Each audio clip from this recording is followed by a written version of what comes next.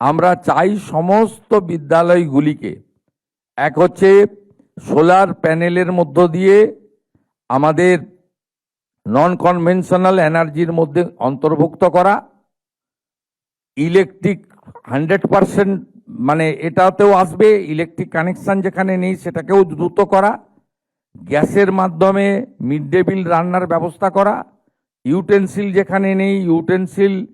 সেখানে দেওয়ার ব্যবস্থা করা, ছাত্র এবং ছাত্রীদের জন্য আলাদা শৌচালয় নির্মাণ সুনিশ্চিত করা এবং সাথে সাথে ফ্যান দেওয়া, মানে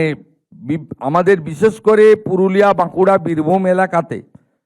আমাদের রাঢ়বঙ্গের ওই বিস্তীর্ণ এলাকাতে গরমের সময় যে ধরনের কষ্ট পান আমাদের সমস্ত যারা বিদ্যালয়ে ছাত্রছাত্রীরা, বিশেষ করে সেখানে আমরা ফ্যান বিতরণের জন্য বলেছি সব জায়গায় অগ্রাধিকারের ভিত্তিতে ফ্যান দেওয়ার ব্যবস্থা করা। এই ছোট ছোট কাজগুলি